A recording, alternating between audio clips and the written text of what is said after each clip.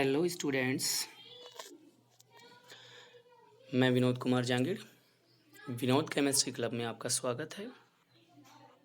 हाजिर हूँ फिर से एक नए वीडियो के साथ। स्टूडेंट्स, पिछले वीडियो में हमने पढ़ा था एंजाइम का नामकरण।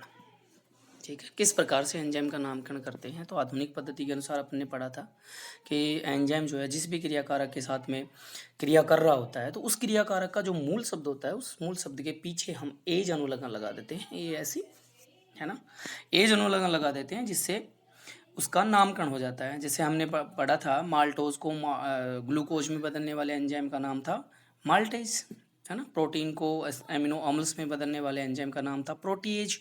तो ऐसे हमने 1 2 3 उदाहरण भी पढ़े थे, है ना। तो वो हमने नामकरण पढ़ लिया था आधुनिक पद्धति के अनुसार किस प्रकार से उसका नामकरण किया जाता है।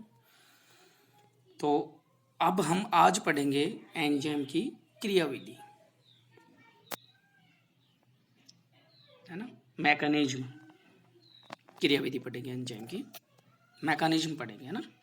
तो देखो, सबसे पहले जो एंजाइम की क्रियाविधि थी वो 1913 में दी गई थी और इस एंजाइम की क्रियाविधि को देने वाले जो साइंटिस्ट थे उनका नाम था माइकलस और मेंटन। ठीक है, माइकलस और मेंटन ने इसकी क्रियाविधि दी थी। कब दी थी? 1913 में। आपको ध्यान हो तो 1913 में हेनरी मोजले की आवर्त सारणी भी आई थी। हेनरी मोजले ने भी आधुनिक आवर्त सारणी का निर्माण किया था, विकास किया था मेंडलीव की आवर्त सारणी के बाद 1913 में।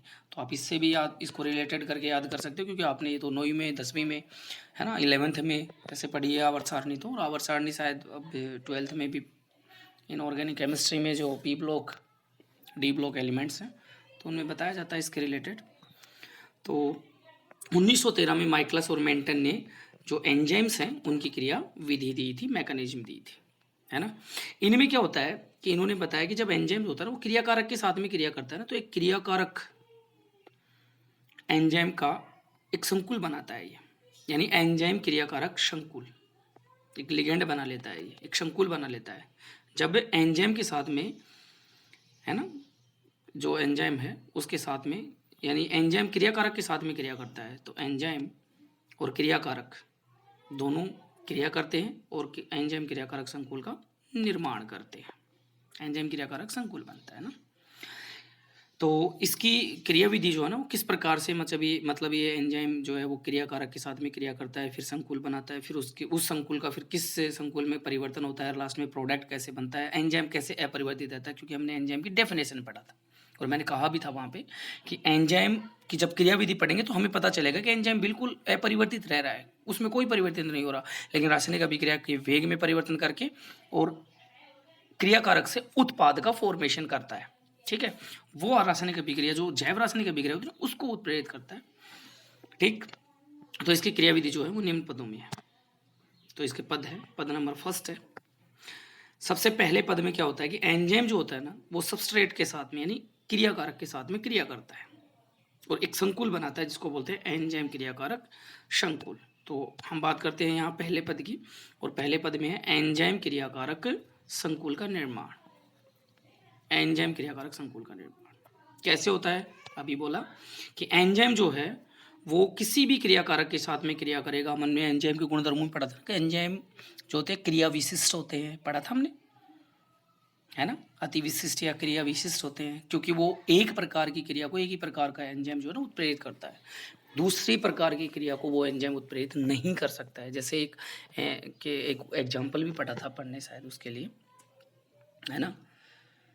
तो एंजाइम जो होता है वो सबस्ट्रेट के साथ में क्रिया करता है, क्रियाकारक के साथ में क्रिया करता है और ये इसके साथ में क्रिया करके एक मध्यवर्ती, यानी कि ये एक संकुल बना लेता है। ये इसके साथ में जुड़ जाता है, सबस्ट्रेट के साथ में, एस के साथ में, ये सबस्ट्रेट के साथ में जुड़ जाता है और एंजाइम क्रियाकारक संकुल का फॉर्मेशन करता है। तो एंजाइम जिस भी सबस्ट्रेट के साथ में क्रिया करता है उसके साथ में जुड़ करके एक संकुल बना देता है जिसे एंजाइम क्रियाकारक संकुल कहते हैं।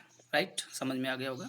अब जो ये बना एंजाइम क्रियाकारक संकुल है ना, ये एंजाइम क्रियाकारक संकुल जो होता है हम यहाँ पे पढ़ेंगे स्टेप 2, पद नंबर 2, है ना। पद नंबर 2 में देखो जो एंजाइम क्रियाकारक संकुल है ये रहा, यही बनाया एंजाइम क्रियाकारक संकुल। ये एंजाइम क्रियाकारक संकुल जो है वो धीरे धीरे, क्योंकि इसको एंजाइम जो है ना वो परिवर्तित करेगा, क्योंकि एंजाइम अभिक्रिया वेग को बढ़ा देता है, सक्रियण का ऊर्जा की सक्रियण का मान कम कर देता है। तो ये क्या करता है, ये एंजाइम क्रियाकारक संकुल, एंजाइम जो होता है ना वो इसके साथ में जुड़ा रहता है, तो ये धीरे धीरे इसको एक मध्यवर्ती संकुल में कन्वर्ट करता है, यानी EI एंजाइम इंटरमीडिएट यानी मध्यवर्ती संकुल में परिवर्तन कर देता है। तो देखो ES जो है वो कौन से संकुल में परिवर्तित हो जाएगा, क्योंकि अब ये इसके साथ में जुड़ा हुआ है तो संकुल ही बनाएगा ये, है ना। तो एंजाइम मध्यवर्ती संकुल, इसको बोलते हैं एंजाइम इंटरमीडिएट लिगेंड होता है ये। तो EI का फॉर्मेशन करता है, E for enzyme, I for intermediate संकुल। तो ये लिगेंड का फॉर्मेशन कौन सा करता है, एंजाइम इंटरमीडिएट लिगेंड यानी एंजाइम मध्यवर्ती संकुल। ठीक है, अब हम यहाँ बात करते हैं पद नंबर 3 की, स्टेप नंबर 3, है ना।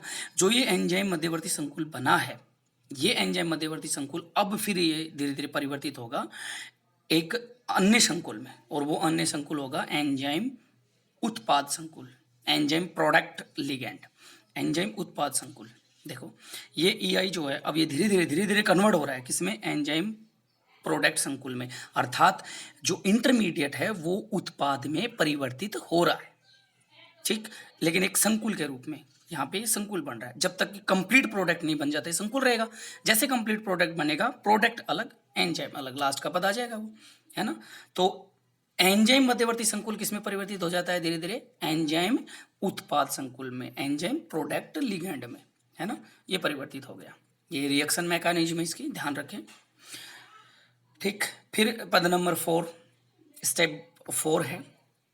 पद 4 में देखो क्या है, जो एंजाइम उत्पाद संकुल बना है, अब ये एंजाइम उत्पाद संकुल क्या करेगा, संकुल है, धीरे धीरे कंप्लीटली उत्पाद बनाएगा। जैसे कंप्लीटली उत्पाद बनेगा तो ये एंजाइम उत्पाद संकुल जो है वो एंजाइम और उत्पाद में टूट जाएगा, विघटित हो जाएगा, है ना, टूट जाएगा। तो ये इसके अंदर टूट जाएगा।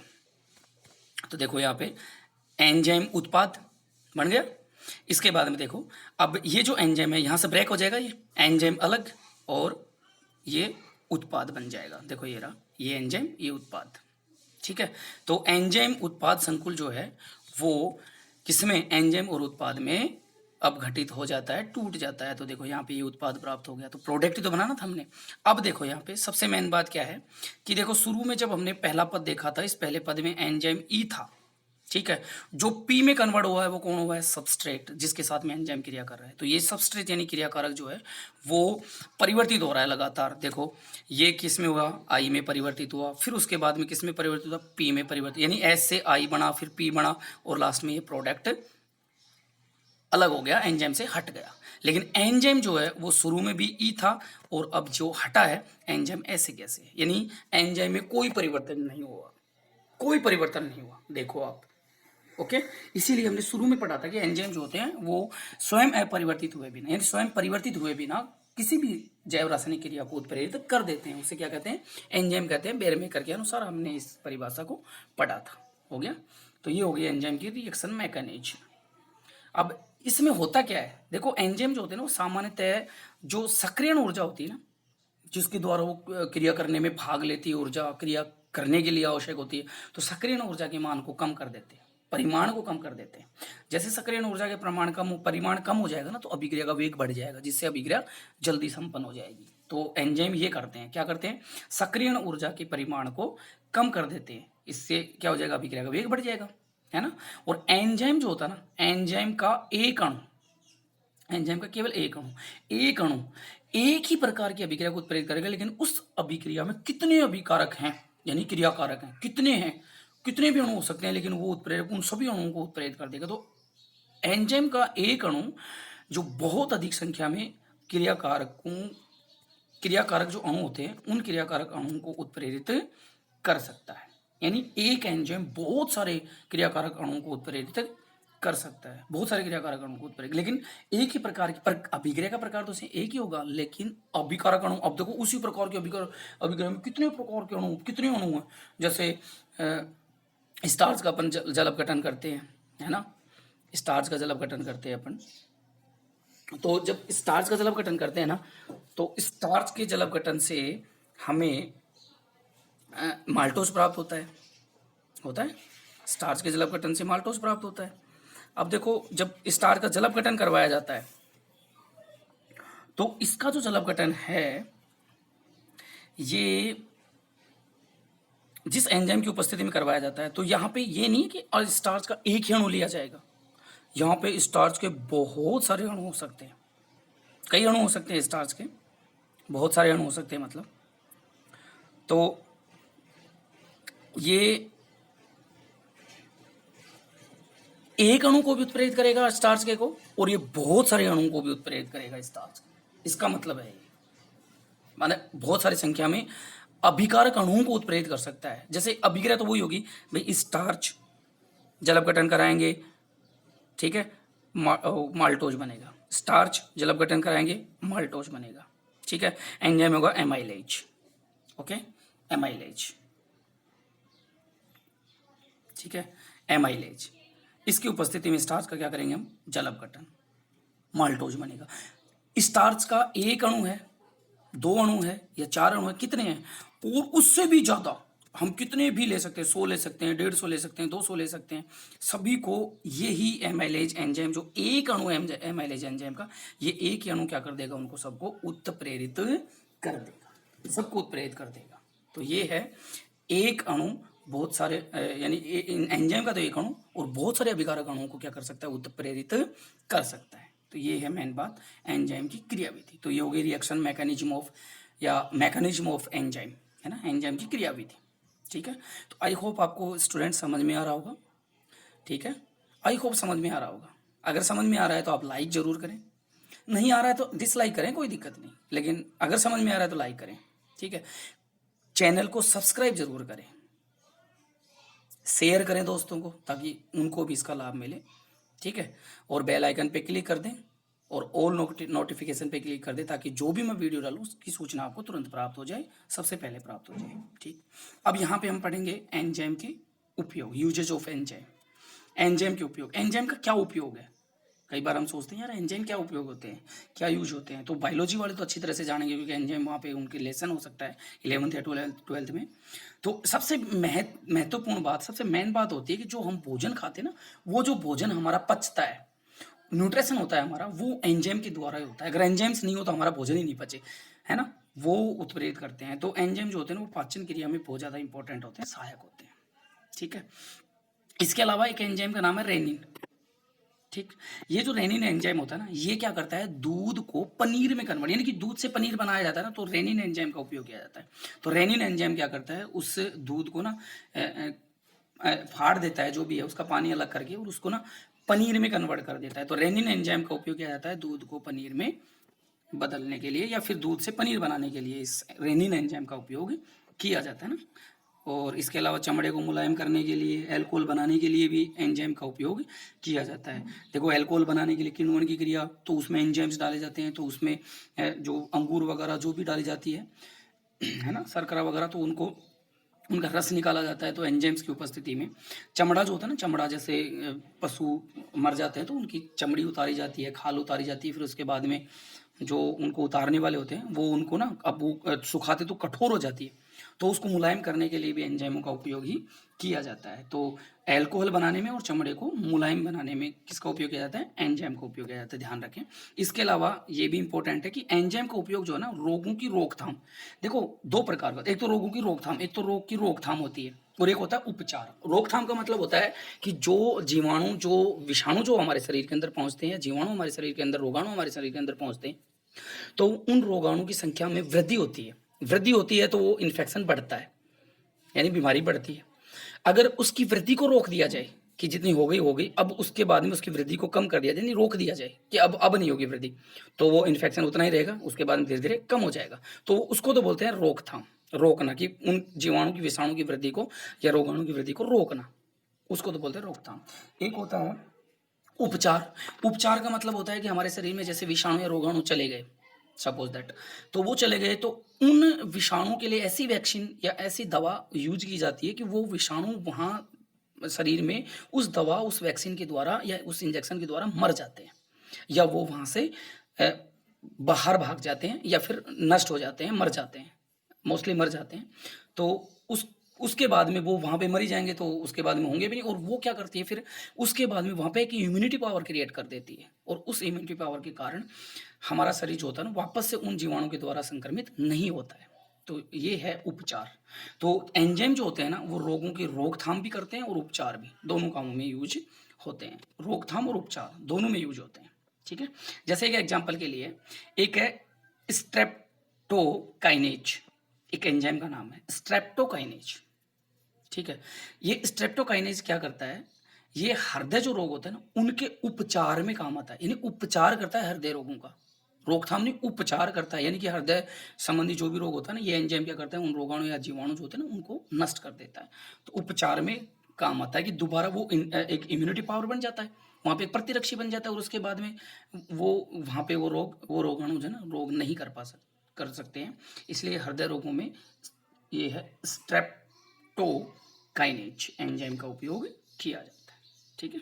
तो ये हो गए एंजाइम के यूजेस, उपयोग। अब हम यहाँ पे बात करेंगे हार्मोन्स की, हार्मोन की, ठीक है? हार्मोन जो होते हैं ना, वो हमारे शरीर में सीक्रेशन किए जाते हैं। एक तो एंडोक्राइन ग्लैंड्स होती है और एक होती है एक्सोक्राइन ग्लैंड्स। तो एंडोक्राइन ग्लैंड्स होती हैं, वो अंतःस्रावी ग्रंथियां होती हैं, और एक होती है एक्सोक्राइन ग्लैंड्स। तो एक्सोक्राइन ग्लैंड्स भी होती हैं, कई हमारे शरीर के अंदर बहुत सारी होती है जो बाह्य स्राव करती हैं, जैसे पसीना, पसीने वाली जो ग्लैंड्स होती हैं, पसीना बाहर निकालती हैं, उसमें अपशिष्ट पदार्थों को बाहर निकाल देती हैं। तो इस प्रकार से तो एक्सोक्राइन ग्लैंड्स होती है और एंडोक्राइन ग्लैंड्स होती हैं। सबसे ज़्यादा इंपॉर्टेंट होती हैं एंडोक्राइन ग्लैंड्स, है ना, उनके द्वारा स्रावित हार्मोन्स वो ज़्यादा इंपॉर्टेंट होते हैं। तो हार्मोन सामान्यतः क्या हो गया भाई, एंडो हो ची एक्सो, यानी ग्लैंड्स के द्वारा स्रावित होता है, ग्रंथियों द्वारा स्रावित होता है ना, वो शरीर के अंदर पाई जाती है। तो ज़्यादातर ये कोशिकाओं और ग्रंथियों द्वारा ही स्रावित होता है हार्मोन्स। तो एक जटिल कार्बनिक पदार्थ सा ये स्रावित करती हैं, हार्मोन वही कहलाता है, जटिल कार्बनिक पदार्थ होता है जो एक तरह से हम ये कहें ना, मोटिवेशन का ही काम करता है, वो भी उत्प्रेरित करने का ही काम करता है एक तरह से हार्मोन भी। तो हार्मोन्स, इसकी हम डेफिनेशन पढ़ेंगे हम हल्की सी, कि हार्मोन क्या होते हैं। तो कोशिकाओं तथा ग्रंथियों द्वारा स्रावित वे जटिल कार्बनिक पदार्थ होते हैं ये, जो सजीव में होने वाली विभिन्न जैव रासायनिक क्रियाओं, जैसे वृद्धि, विकास, प्रजनन, ये जितने भी होते हैं ना, वो हार्मोन्स के द्वारा होते हैं। तो इन जैव रासायनिक क्रियाओं को क्या करते हैं ये, इनका नियमन और नियंत्रण करते हैं। जैसे वृद्धि, विकास, प्रजनन आदि जो होते हैं ना, इनका नियमन व नियंत्रण करते हैं, क्या कहलाते हैं, हार्मोन कहलाते हैं। आप ध्यान रखें, इसकी परिभाषा को याद रखें। कोशिकाओं तथा ग्रंथियों से स्रावित वे जटिल कार्बनिक पदार्थ जो सजीव में होने वाली जैव रासायनिक क्रियाओं, जैसे वृद्धि, विकास, प्रजनन, है ना, वृद्धि, विकास, प्रजनन आदि का नियमन व नियंत्रण करते हैं, क्या कहलाते हैं, हार्मोन कहलाते हैं। ये कहलाते हैं हार्मोन, है ना। इसे हार्मोन भी बोल सकते हैं अपन इंग्लिश में देखें तो ये हार्मोन होते हैं। अब हार्मोन जो होते हैं ना, ये थोड़ा सा इंपॉर्टेंट क्वेश्चन है, क्योंकि कई बार अर्धवार्षिक जो एग्जाम्स हैं उनमें पूछ लिया गया पहले, हो सकता है कि कभी एनुअल एग्जाम में भी आ जाए, कि हार्मोन जो होता है ना, उसको ग्रंथि रस भी कहते हैं। अब क्वेश्चन क्या आया था कि हार्मोन को ग्रंथि रस क्यों कहते हैं? सिंपल सी बात है, क्योंकि ज़्यादातर हार्मोन जो होते हैं वो ग्रंथियों द्वारा स्रावित होते हैं, और मोस्टली अंतःस्रावी ग्रंथियों द्वारा, तो इसलिए ग्रंथि रस बोला जाता है, क्योंकि हार्मोन जो होते हैं ना, वो अंतःस्रावी ग्रंथियों द्वारा स्रावित होते हैं, इसीलिए, यानी ग्रंथियों द्वारा स्रावित होते हैं, इसलिए इन्हें ग्रंथि रस भी कहा जाता है, क्योंकि उसमें कुछ जटिल कार्बनिक पदार्थ स्रावित होते हैं। तो हार्मोन को जब ग्रंथि रस भी कहा जाता है, क्योंकि अंतःस्रावी ग्रंथियों द्वारा स्रावित होते हैं। ओके, अब हम बात करते हैं यहाँ पे फंक्शंस, यानी हार्मोन जो है उनके कार्य क्या है। देखो, पादपों में अलग हार्मोन होते हैं, जंतु में अलग हार्मोन होते हैं, क्योंकि जंतुओं के हार्मोन अलग होते हैं, पादपों के अलग होते हैं। जैसे यहाँ पे मैं अगर बात करता हूँ, pituitrin hormone, thyroid hormone, parathyroid hormone, insulin hormone, adrenaline hormone, आपने खूब पढ़ा होगा ऐसे।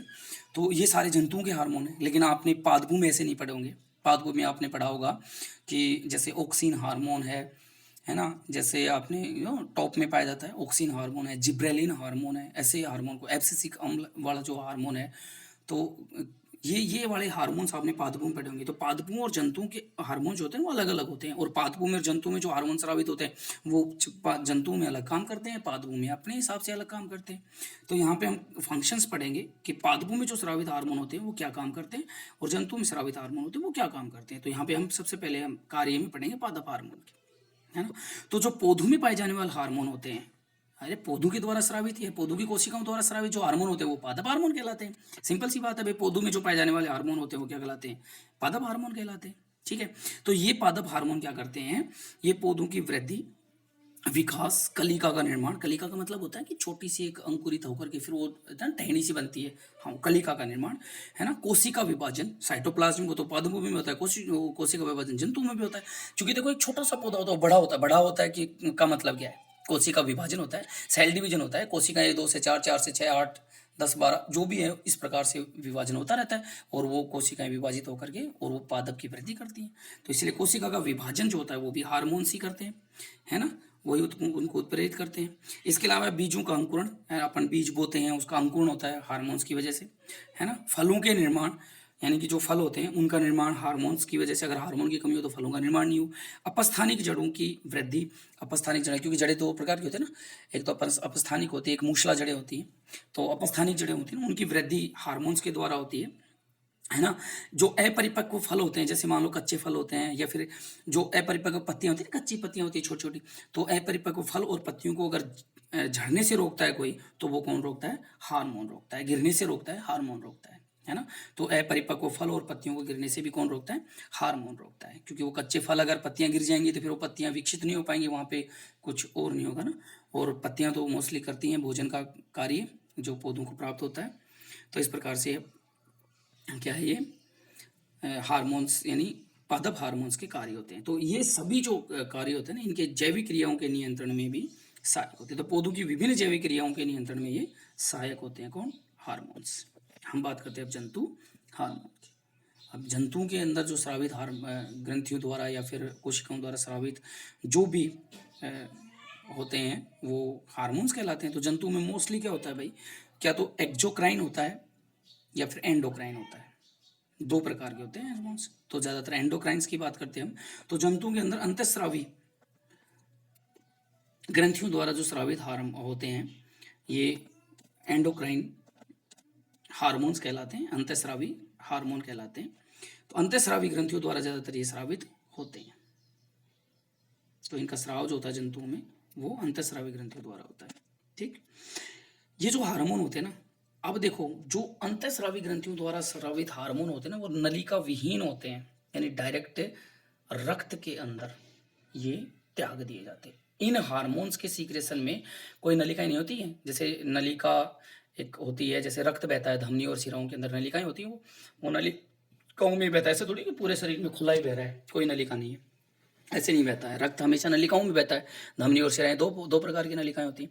हार्मोन्स जो होता है ना, वो किसी नलिका के द्वारा नहीं जाता है, यानी कि वो डायरेक्ट क्या किया जाता है, ग्रंथि द्वारा स्रावित कर दिया जाता है। उसमें कोई नलिका नहीं होती है, वो डायरेक्ट स्रावित कर दिया जाता है, वो रक्त के अंदर मिल जाता है, क्योंकि रक्त पूरे शरीर में होता है। तो ये डायरेक्ट रक्त में स्रावित कर दिया जाता है। तो हार्मोन रक्त के माध्यम से ही अपने कार्यस्थल तक पहुंचता है, यानी कि रक्त में स्रावित कर दिया जाता है। अब ब्लड का सर्कुलेशन पूरे शरीर में होता है।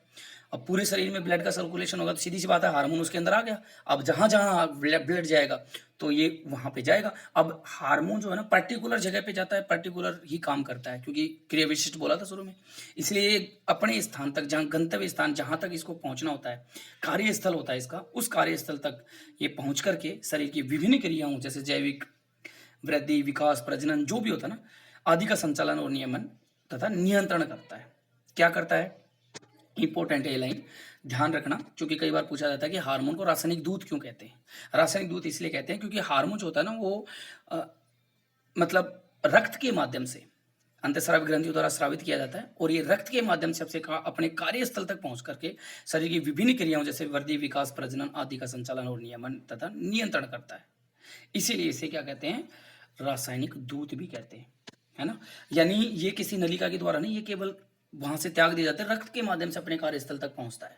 यानी जहां से त्यागा जाता है वहां पे कोई कार्य नहीं करता, ये दूसरी जगह पे जाके कार्य करता है। इसीलिए इसको रासायनिक दूत कहा जाता है। ये तो रासायनिक दूत हो गया।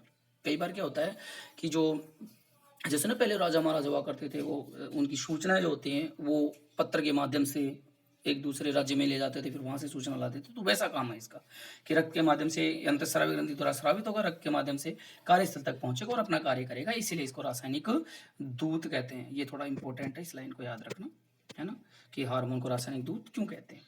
ये क्वेश्चन आ सकता है, वैसे आ जाता है कई बार अगर एग्जामिनर के माइंड में हो तो। और एक मैंने बोला था उसको ग्रंथि रस क्यों कहते हैं। तो ये दो ऐसे क्वेश्चन बने हैं इंपॉर्टेंट से। अब यहाँ पे हम बात करते हैं हार्मोन के वर्गीकरण की, क्लासिफिकेशन ऑफ हार्मोन्स, यानी हार्मोन का वर्गीकरण, क्लासिफिकेशन कैसे करते हैं, कितने प्रकार का होता है, मतलब ये कितने भागों में हार्मोन्स को जो है ना बांटा गया है, ये कौन कौन से होते हैं, ये कितने प्रकार के होते हैं। तो जो हार्मोन होते हैं ना उनको रासायनिक संगठन के आधार पर ना 3 प्रकार में बांटा गया है, यानी कि 3 प्रकार के होते हैं ना। तो रासायनिक संगठन के आधार पर ये 3 प्रकार के होते हैं। सबसे पहले हम बात करते हैं, पहला जो प्रकार है रासायनिक संगठन के आधार पर वो है पेप्टाइड हार्मोन। पेप्टाइड, देखो इसको पढ़ा था हमने जब हमने प्रोटीन पढ़ा था। तो प्रोटीन जो है वो एक पेप्टाइड बंध बनता है, फिर उसके बाद में पॉलीपेप्टाइड, वो पॉलीपेप्टाइड श्रृंखलाएं जुड़ती हैं तो प्रोटीन बनाती हैं। तो पेप्टाइड वहां पे आया था, एक एमाइड बॉन्ड होता है जिसे पेप्टाइड बोलते हैं। इसका मतलब पेप्टाइड बंध किस में पाया जाएगा, प्रोटीन में, सिंपल ही पेप्टाइड बंध प्रोटीन में पाया जाएगा। तो पेप्टाइड हार्मोन, इसका मतलब सीधी सी बात है भाई कि इस हार्मोन के अंदर क्या पाया जाएगा, पेप्टाइड बंध, यानी एमाइड बंध, पेप्टाइड बंध पाया जाएगा। इसीलिए इसको क्या बोलेंगे, प्रोटीन हार्मोन भी बोलेंगे, क्योंकि पेप्टाइड बंध किस में होता है भाई, प्रोटीन में होता है। तो इसीलिए इसको प्रोटीन हार्मोन भी कहते हैं, क्योंकि इस जो हार्मोन में होता है कौन सा बंध होता है, पेप्टाइड बंध होता है, और पेप्टाइड बंध किस में होता है, प्रोटीन में, इसीलिए इसको प्रोटीन हार्मोन भी कहते हैं। तो ये पेप्टाइड हार्मोन है, जैसे इंसुलिन है ना, ऑक्सीटोसिन। तो ये जो हार्मोन है, ये दोनों एग्जाम्पल याद रखना भाई इनका, ये प्रकार है इसका एग्जाम्पल। इंसुलिन एक भी याद रखोगे तो खूब है, बाकी दूसरा भी कई बार 2 एग्जाम्पल पूछ लेते हैं, ऑक्सीटोसिन। तो ये 2 एग्जाम्पल हो गए इसके, कौन से हार्मोन के, पेप्टाइड हार्मोन के। और इसको कौन सा हार्मोन बोलते हैं, प्रोटीन, क्योंकि पेप्टाइड बंध प्रोटीन में पाया जाता है ना। दूसरा है एमिनो हार्मोन। एमिनो, देखो एमिनो से ही पता चल रहा होगा आपको, NH2 समूह, सिंपल सी बात है। एमिनो इसे तो बोलते हैं NH2 को ही, तो इसका पूर्व लगन होता है एमिनो, यानी प्रीफिक्स होता है, इसका सुफिक्स होता है एमीन।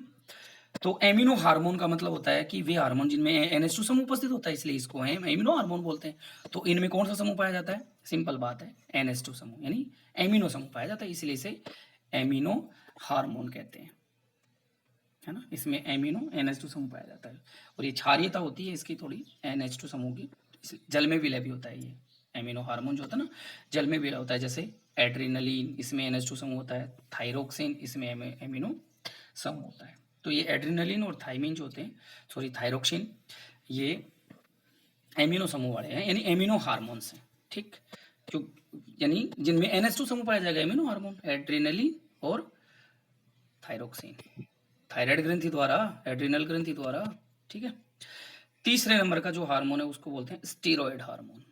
स्टेरॉयड एक नाभिक होता है, और इस स्टेरॉयड नाभिक के अंदर ना वलय पाई जाती हैं, 6 कार्बन वाली, 5 कार्बन वाली, इस टाइप की वलय पाई जाती हैं, स्टेरॉयड हार्मोन्स होते हैं। ये स्टेरॉयड हार्मोन होते हैं ज़्यादातर जनन ग्रंथियों के अंदर ही स्रावित होते हैं, ये जनन ग्रंथियों में ही पाए जाते हैं ये हार्मोन्स। तो इनमें स्टेरॉयड नाभिक पाया जाता है, स्टेरॉयड हार्मोनों में। और स्टेरॉयड नाभिक जो होता है, मैंने बोला ना वलय पाई जाती है इसके अंदर, 6 कार्बन 5 कार्बन वाली। तो देखो कितनी 6 कार्बन वाली, कितनी 5 कार्बन वाली पाई जाती है। तो स्टेरॉयड नाभिक जो होता है ना उसमें 4 वलय होती हैं, टोटल 4 वलय होती है स्टेरॉयड नाभिक में, जिनमें से ना 3 वलय तो साइक्लोहेक्सेन होती हैं, ठीक। 3 वलय क्या होती है, साइक्लोहेक्सेन, और एक जो वलय होती है वो होती है साइक्लोपेंटेन, यानी कि चक्रीय होती है, वलय होती है। तो 6 वाली और 5 वाली, 5 वाली तो एक होती है, और 6 वाली कितनी होती है, 3 होती है। तो साइक्लोहेक्सेन की वलय जो होती है वो 3 होती है, और साइक्लोपेंटेन की जो वलय होती है वो 1 होती है, ठीक। जैसे एग्जाम्पल के लिए हम जनन हार्मोन, जैसे टेस्टोस्टेरोन, ये नर जनन हार्मोन है, टेस्टोस्टेरोन वृषण द्वारा स्रावित होता है। तो जनन हार्मोन होता है टेस्टोस्टेरोन, ये नर जनन द्वारा स्रावित होता है, ठीक है, वृषण द्वारा। दूसरा होता है कोलेस्ट्रॉल, कोलेस्ट्रॉल भी स्टेरॉयड होता है, यानी कि इसमें भी स्टेरॉयड नाभिक पाए जाते हैं, वलय पाई जाती हैं। देखो स्टेरॉयड नाभिक की जो संरचना है वो ये है भाई, स्टेरॉयड नाभिक देखो, 1 6 कार्बन वाली, 2 6 कार्बन वाली, 3 की 6 कार्बन वाली, और 5 कार्बन वाली, 1 2 3 4 और 5, है ना। तो ये स्टेरॉयड नाभिक हो गया। ये संरचना याद रखें, स्टेरॉयड नाभिक की संरचना बनानी पड़ सकती है, हो सकता है स्टेरॉयड नाभिक की संरचना पूछ ली जाए, ओके। तो ये हो गया स्टेरॉयड नाभिक।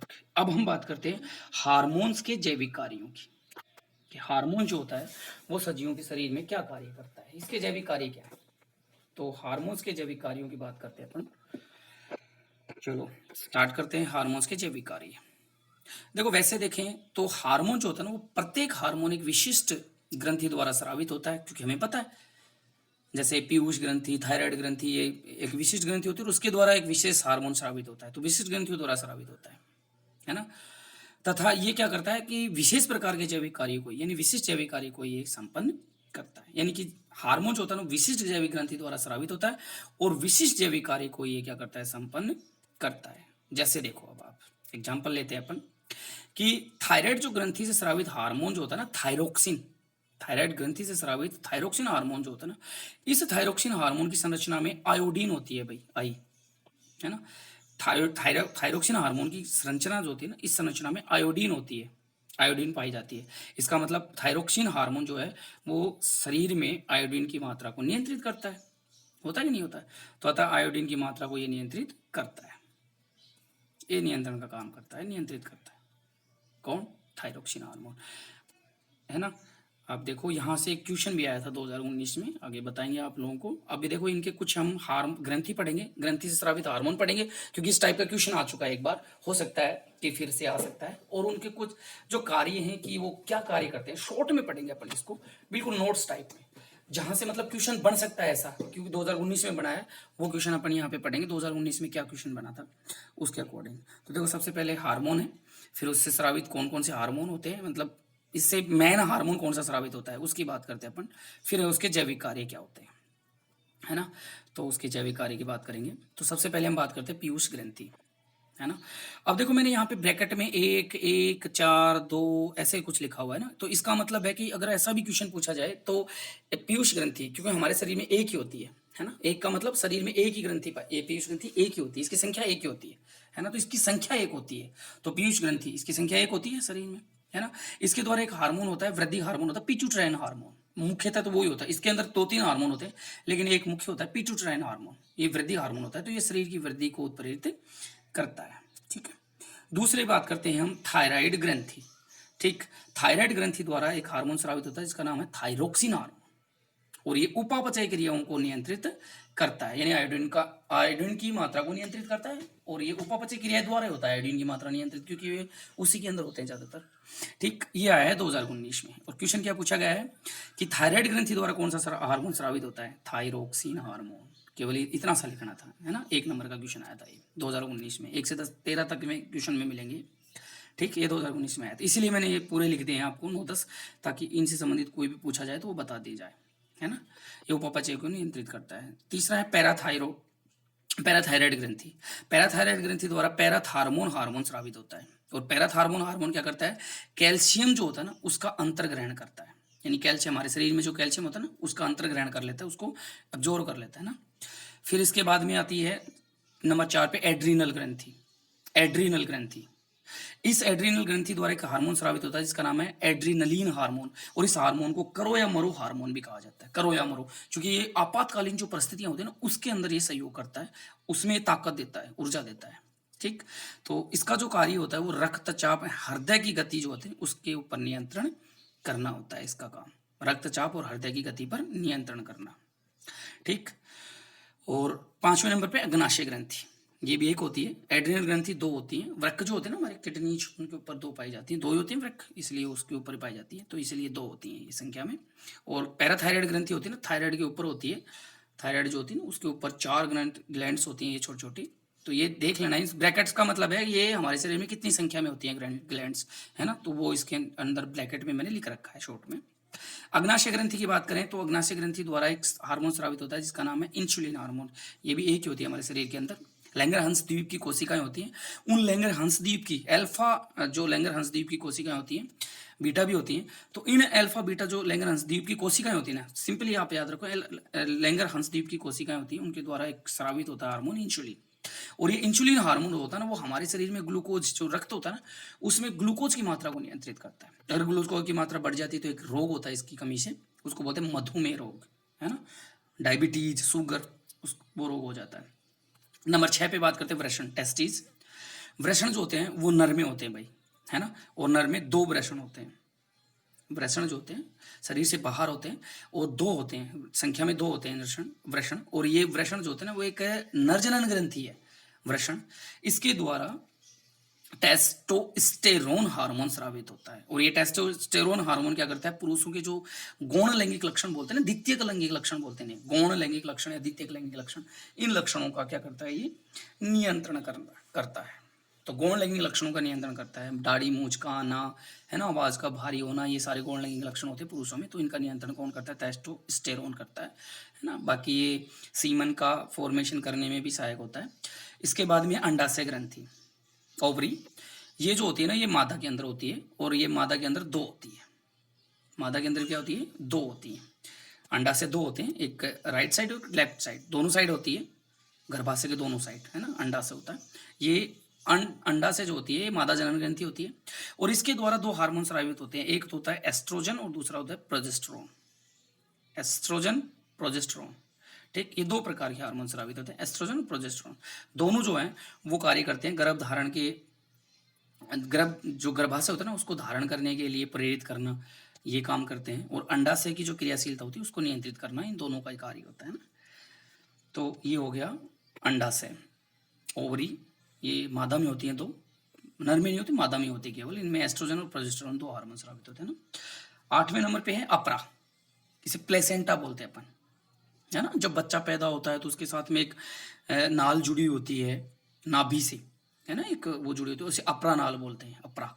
उसको काटा जाता है, जब डॉक्टर जो उसको निकालते हैं ना, तो उसमें ना उसको काटा जाता है, अपरा होती है वो अपरा नाल, यानी उसे प्लेसेंटा बोला जाता है, जिसके माध्यम से शिशु जो होता है ना, अजन्मा शिशु पेट में जब रहता है, गर्भाशय में जब रहता है, तो वो वहां पे भोजन, न्यूट्रिशन की क्रिया, श्वसन क्रिया, जो भी क्रियाएं होती है वो सारी वहीं से, उस अपरा से, प्लेसेंटा से करता है। इस प्लेसेंटा, ये भी क्या होता है, एक होता है, और ये केवल मादा में पाया जाता है, नर में नहीं पाया जाता अपरा। प्लेसेंटा मादा में पाया जाता है ना। कभी आप सोचोगे एक होता है तो हमारे शरीर में, हमारे नहीं, मादा में पाया जाता है, ये मादा के अंदर होता है। ये क्या करता है, इसके द्वारा जनन ग्रंथि प्रेरक हार्मोन स्रावित होते हैं। जरायु, जरायु का मतलब जो डायरेक्ट बच्चे देते हैं ना, तो जरायु जनन ग्रंथि प्रेरित हार्मोन स्रावित होते हैं इनके द्वारा। और ये क्या करते हैं, अजन्मे जो बच्चे होते हैं ना, शिशु होते हैं ना, उनका रक्षण करते हैं। अजन्मे बच्चे का, अजन्मे का मतलब होता है कि जो गर्भाशय में होता है उसका पूरा न्यूट्रिशन वगैरह, एक्सक्रीजन, श्वसन वगैरह, सारी क्रियाएं इसी के द्वारा होती है, ठीक। 9वें नंबर पे एक और देखते हैं, थाइमस ग्रंथि, है ना। थाइमस ग्रंथि, ये भी एक होती है हमारे शरीर के अंदर, थाइमस ग्रंथि। और इसके द्वारा ना थाइमोसिन या फिर थाइमिन हार्मोन जो है वो स्रावित होता है, थाइमोसिन या थाइमिन हार्मोन स्रावित होता है। और ये क्या करता है, तंत्रिका पेशीय जो संचरण है था उसको डिप्रेस करना, है ना, तंत्रिका पेशीय संचरण को डिप्रेस करना, डिप्रेस। देखो यहाँ पे ये शब्द थोड़ा सा अटपटा सा है, याद नहीं रहता है, डिप्रेस। तो आप हिंदी में याद करोगे तो बड़ा अजीब सा शब्द आएगा ये, इसलिए आप इसको इंग्लिश में याद रख लोगे ना तो अच्छा रहेगा, डिप्रेस। तो ये क्या करता है, तंत्रिका पेशीय संचरण को डिप्रेस करता है, तंत्रिका पेशीय संचरण को डिप्रेस करता है। अब डिप्रेस क्या है वो मैं आपको बता देता हूँ, जो हिंदी शायद जल्दी से याद नहीं रह सकती है इसकी, थोड़ा सा ये वो है, डिप्रेस, है ना। तो आप लोग इसको वैसे ही याद रखें, अवनमित, डिप्रेस का मतलब होता है अवनमित। अब बताओ, अवनमित ऐसे मतलब याद नहीं रहता, डिप्रेस बहुत अच्छा याद रह जाएगा, ठीक है। तो ये हो गया हार्मोन और उसके ग्रंथियां और ग्रंथि स्रावित हार्मोन और उसके जैविक कार्य, मतलब ये क्या जैविक कार्य संपन्न करते हैं, कौन से जैविक कार्य को ये संपन्न करते हैं, ठीक है। तो आई होप आपको वीडियो पसंद आया होगा, पसंद आया तो इसको लाइक करें, शेयर करें दोस्तों को, और सब्सक्राइब करना ना भूलें, ठीक है। Okay, thank you so much.